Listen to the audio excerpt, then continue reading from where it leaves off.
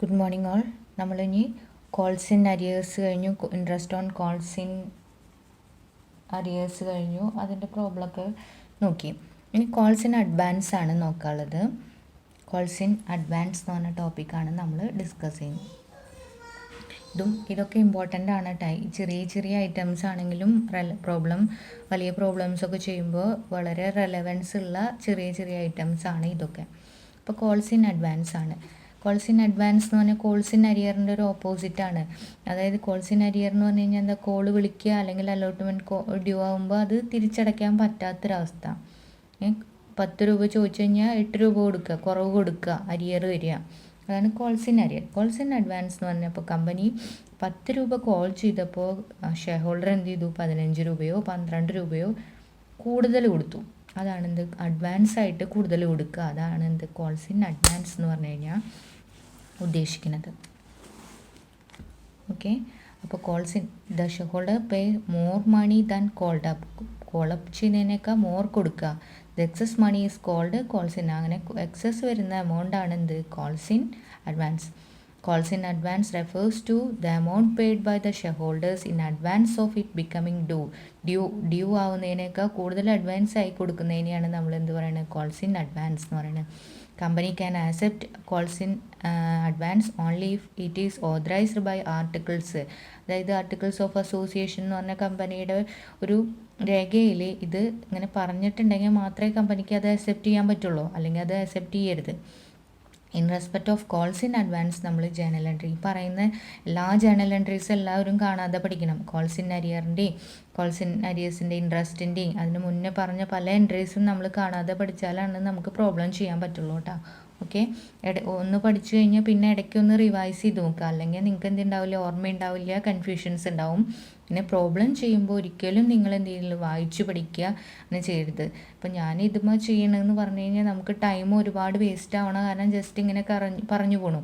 അതുപോലെ നിങ്ങൾ ഒരിക്കലും പഠിക്കരുത്. പഠിക്കുമ്പോൾ എപ്പോഴും എന്ത് ചെയ്യണം, ഒരു നോട്ട്ബുക്കിലോ ഒരു പേപ്പറിലോ അത് പ്രോബ്ലം എടുത്ത് വായിക്കുക, 2 times പ്രോബ്ലം എടുത്ത് വായിക്കുക. എന്നിട്ട് എന്ത് ചെയ്യുക, അത് പേപ്പറിൽ ജേണലായാലും ലെഡ്ജറായാലും ഒക്കെ വരച്ച് എഴുതി ചെയ്ത് ശീലിച്ചോളാം. അല്ലെങ്കിൽ എക്സാമിനായിരിക്കും നിങ്ങൾക്ക് അതിന് ബുദ്ധിമുട്ട് ഫീൽ ചെയ്യുക. ഇപ്പം അങ്ങനെ പറഞ്ഞു പോയിട്ട് പിന്നെ അത് എഴുതേണ്ട ഒരു സിറ്റുവേഷൻ വരുമ്പോൾ നിങ്ങൾക്കത് ഫെമിലിയർ അല്ലാതെ വരും. അപ്പോൾ ഓക്കെ, എല്ലാവരും എഴുതി തന്നെ പ്രോബ്ലംസ് ചെയ്ത് പഠിച്ചോളൂ കേട്ടോ. Okay, when the company receives calls in advance കിട്ടുമ്പോൾ എഴുതേണ്ട എൻട്രിയാണ് bank account debtor to calls in advance account. Calls in advance എന്ന് പറഞ്ഞാൽ കമ്പനീനെ സംബന്ധിച്ച് എന്താണ്, ഒരു ലൈബിലിറ്റിയാണ്. Hence it should be credited. അതുകൊണ്ട് ഇത് ക്രെഡിറ്റ് ചെയ്തു. Calls in advance, bank account debtor to calls in advance. പിന്നെ എന്ന് പറഞ്ഞു കഴിഞ്ഞാൽ ഇത് നമ്മൾ കറണ്ട് ലൈബിലിറ്റീസിൽ അതർ കറണ്ട് ലൈബിലിറ്റീസ് എന്ന് പറഞ്ഞിട്ട് ബാലൻസ് ഷീറ്റിൽ അത് കാണിക്കുകയും ചെയ്യും. അങ്ങനെ calls in advance current liabilities എന്ന് പറഞ്ഞ ഹെഡ് ഉണ്ട്, അതിൽ കാണിക്കുന്ന ഒരു ഐറ്റമാണ് എന്ത്, കോൾസ് ഇൻ അഡ്വാൻസ് എന്ന് പറയുന്നത്. ഓക്കെ, അപ്പോൾ ഈ എൻട്രി വളരെ ഇമ്പോർട്ടൻ്റ് ആണ്. കോൾസ് ഇൻ അഡ്വാൻസ് വന്ന് എന്ത് ചെയ്യണം, bank account debtor to calls in advance account എന്ന് പറഞ്ഞിട്ടുള്ള എൻട്രി നമ്മൾ എഴുതണം. ഓക്കെ, അപ്പോൾ നിങ്ങളതൊക്കെ നോട്ട്, കോൾസ് ഇൻ അഡ്വാൻസ് എന്താണെന്ന് ഞാൻ വരച്ചിട്ടുള്ളതൊക്കെ എന്ത് ചെയ്യണം, നിങ്ങൾ നോട്ടിൽ എഴുതണം. ഒപ്പം തന്നെ നിങ്ങൾ എന്ത് ചെയ്യണം, കോൾസ് ഇൻ അഡ്വാൻസ് ഈ ജേണൽ എൻട്രിയും കൂടി നോട്ട് ചെയ്ത് പോവുക. ഓക്കെ, പിന്നെ അടുത്ത് എന്താണ്, when call really become due ആവുമ്പോൾ പിന്നെ എന്ത് ചെയ്യണം. അപ്പോൾ പിന്നെ നമ്മൾ ആദ്യം ഇപ്പോൾ അലോട്ട്മെൻറ്റിൻ്റെ ഒപ്പമാണ് നമ്മളത് ചെയ്ത് ഇങ്ങനെ കൂടുതൽ റിസീവ് ചെയ്തതിന് പിന്നെ കോള് വരുമ്പോൾ നമുക്കത് അതിലെ പൈസ എടുത്ത് ഇതിലേക്ക് അഡ്ജസ്റ്റ് ചെയ്യാം. അപ്പോൾ calls in advance account to call account എന്ന് എഴുതാം. Calls in advance no become liability. അപ്പോൾ ലൈബിലിറ്റി ആയിട്ടില്ലേ മറ്റേ ഇതിലേക്ക്. പലോട്ടിൻ്റെ കൂടെയാണ് നമ്മൾ കൂടുതൽ കൊടുത്തിട്ടുണ്ടെങ്കിൽ അവിടെ അപ്പോൾ കൂടുതൽ കാണിച്ചിട്ട് പിന്നെ അത് വിളിക്കുമ്പോൾ അതിൽ കുറവാണ് കൊടുത്തിട്ടുണ്ടെങ്കിൽ അത് അഡ്ജസ്റ്റ് ചെയ്യേണ്ട എൻട്രിയാണ് എന്ത്, calls in advance account to call. ഇനിയിപ്പോൾ ഒരു ഫസ്റ്റ് കോളിലാണ് അഡ്വാൻസ് കൊടുക്കുന്നുണ്ടെങ്കിൽ സെക്കൻഡ് കോളിലേക്ക് നമുക്ക് എന്ത് ചെയ്യാം, പൈസ അഡ്ജസ്റ്റ് ചെയ്യാൻ പറ്റും. അങ്ങനെ അഡ്ജസ്റ്റ് ചെയ്യുമ്പോൾ വരുന്ന എൻട്രിയാണ് എന്ത്, calls in account debtor to first കോളാണെങ്കിൽ ഫസ്റ്റ് കോൾ, സെക്കൻഡ് കോളാണെങ്കിൽ സെക്കൻഡ് കോൾ. അത് ഇതിനും ഇൻട്രസ്റ്റ് ഉണ്ട് നമുക്ക്. നേരത്തെ ഇൻട്രസ്റ്റ് ഓൺ ഇതിപ്പോൾ എന്തെങ്കിലും പറയാൻ മനസ്സിലാവാത്തതുണ്ടാവും, 2 പ്രാവശ്യം ഈ വീഡിയോ ഒന്ന് കണ്ടു നോക്കുക കേട്ടോ. അപ്പോൾ ഇന്ന പ്രോബ്ലം ചെയ്യുമ്പോൾ ഡൗട്ട് വരികയാണെങ്കിൽ അപ്പം ഞാൻ പറഞ്ഞു തരും. Interest on calls in advance ആണ്. ഇൻട്രസ്റ്റ് ഓൺ അരിയറിന് പോലെ തന്നെ അഡ്വാൻസിനും ഉണ്ട്. Company must pay interest on calls in advance at A rate specify ചെയ്ത് ആർട്ടിക്കിളിൽ സ്പെസിഫൈ ചെയ്തിട്ടുള്ള ഒരു റേറ്റ് തന്നെ കൊടുക്കുക. ആർട്ടിക്കിൾ എന്ന് പറഞ്ഞു കഴിഞ്ഞാൽ articles of association, memorandum of association ഒക്കെ നിങ്ങൾ പഠിച്ചിട്ടുണ്ടാവണം.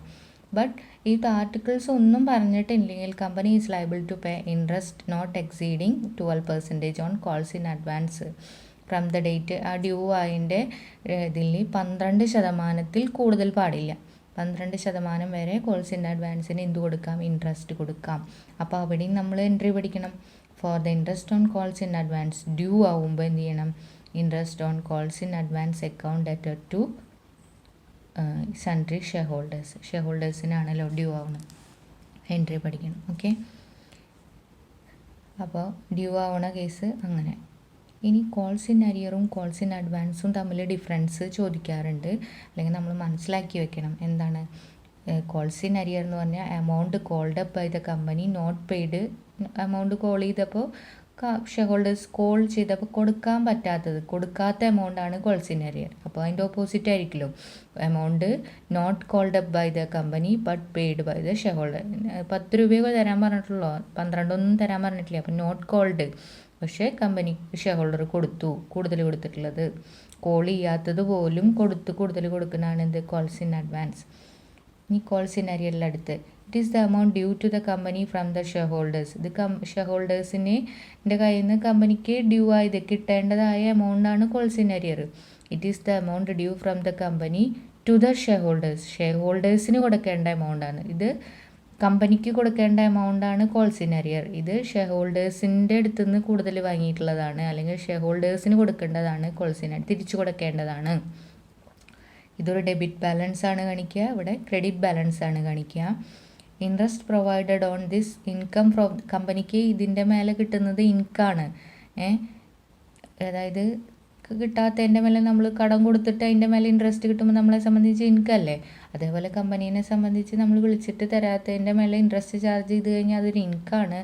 ഇവിടെ എന്താണ്? കമ്പനീനെ സംബന്ധിച്ച് ഒരു എക്സ്പെൻസാണ്. കൂടുതൽ മേടിച്ച് വെച്ച് കഴിഞ്ഞാൽ അതിന് തിരിച്ച് ഇൻട്രസ്റ്റ് കൊടുക്കണ്ടേ. അപ്പോൾ അതൊരു ലൈബിലിറ്റിയാണ് കമ്പനീനെ സംബന്ധിച്ച്.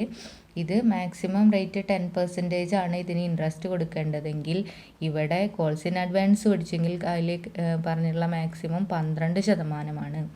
ഇനി ഇതെന്ന് പറഞ്ഞാൽ കോൾസ് ഇൻ അരിയർ എന്ന് പറഞ്ഞാൽ it is deducted from called up capital under the sub heading equity and liabilities എന്ന് പറഞ്ഞ ഹെഡിങ്ങിൽ ഇക്വിറ്റിയിൽ ഇത് കുറച്ച് കാണിക്കും. എമൗണ്ടിൽ ഷെയർ ക്യാപിറ്റൽ എമൗണ്ട് എഴുതുമ്പോൾ ഇത് കുറച്ച് കാണിക്കും. ഇവിടെ എന്ത് ചെയ്യും?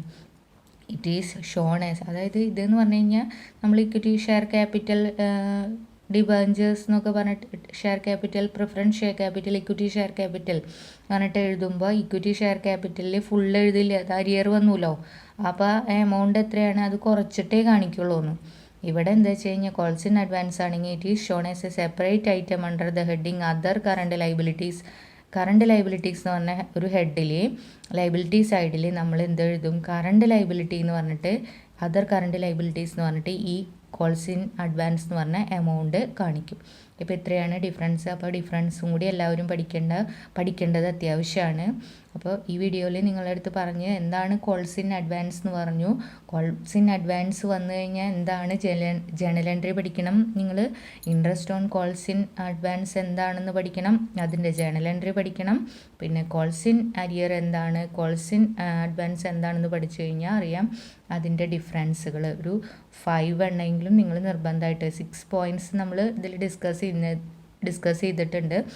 5 പോയിൻറ്റ്സ് എങ്കിലും മിനിമം നിങ്ങൾ പഠിച്ചിരിക്കണം. ഓക്കെ, ഇതിൻ്റെ ഇനി നമുക്ക് കോൾസ് ഇൻ അഡ്വാൻസും കോൾസ് ഇൻ അരിയറൊക്കെ വെച്ചിട്ട് പ്രോബ്ലം അടുത്ത വീഡിയോയിൽ നമുക്ക് ഡിസ്കസ് ചെയ്യാം. ഓക്കെ.